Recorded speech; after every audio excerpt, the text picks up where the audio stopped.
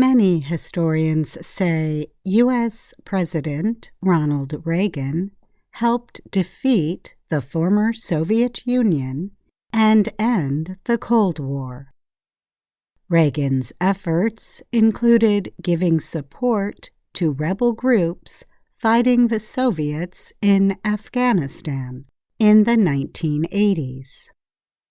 U.S. support for Afghan rebels began earlier, under the administration of President Jimmy Carter.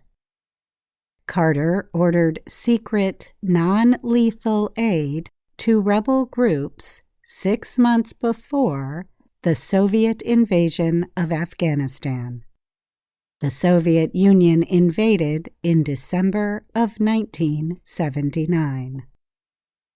Carter worked on cooperation with the Soviet Union by seeking approval of the SALT II, or Strategic Arms Limitation Talks, agreement on nuclear weapons.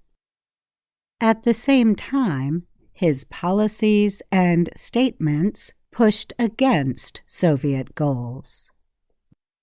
David Gibbs is a history professor at the University of Arizona. Gibbs said, "I think people's image of Carter as a deeply religious man, a deeply moral man, is very much influenced by the activities he's done after he left office.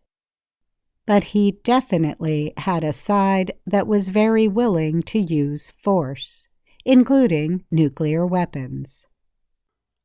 A communist takeover in Afghanistan in April 1978 brought down the government of President Mohammed Daoud Khan. In the summer of 1979, Carter signed a secret order known as a presidential finding that permitted the U.S. Central Intelligence Agency, or CIA, to give non-lethal aid to rebels. The rebels were fighting Afghanistan's Soviet-supported communist government. Carter's order stayed secret until the 1990s. It became known after several Carter administration officials, including former National Security Advisor Zbigniew Brzezinski, communicated its existence. Some historians have called Carter's plan to aid rebel groups the Afghan trap.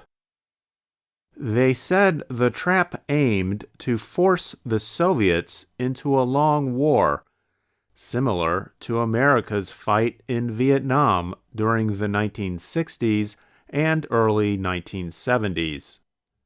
In 1998, Brzezinski denied to the French magazine Le Nouvel Observateur that the Carter administration had a plan to get the Soviets into a long war in Afghanistan. However, he also called such a program an excellent idea.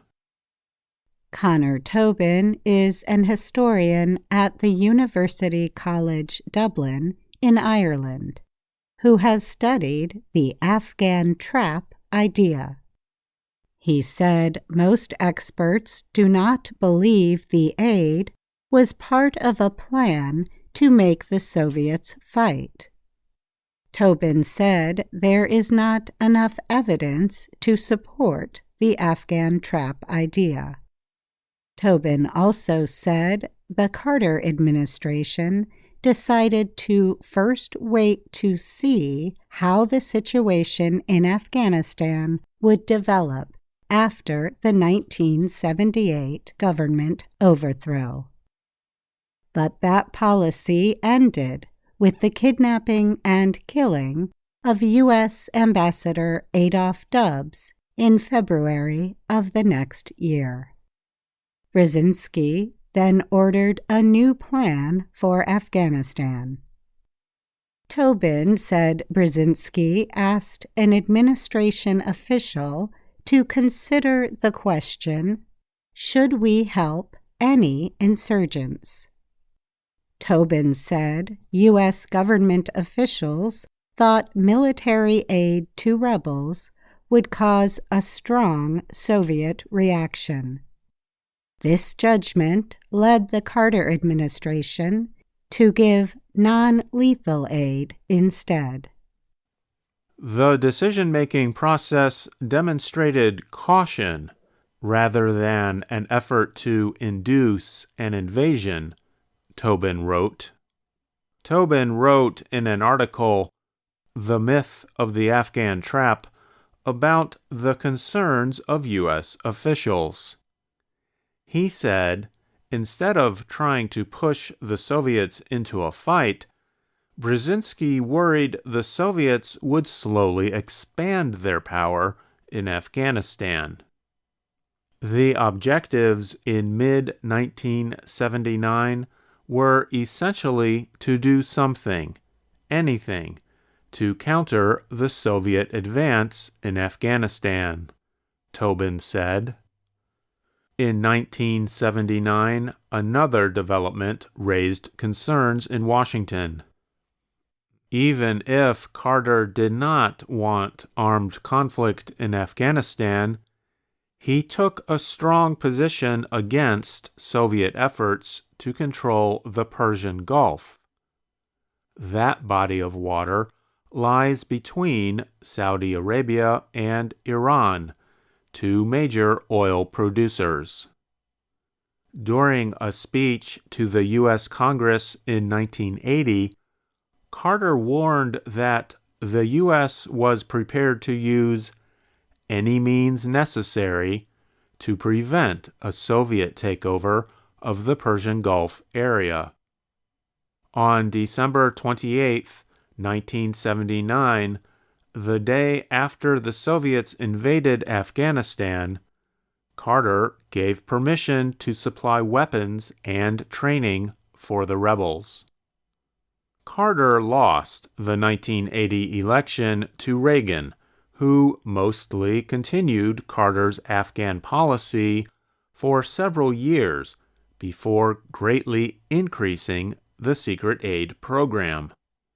The aid reached several $100 million a year, and the Soviet military left Afghanistan in defeat in 1989.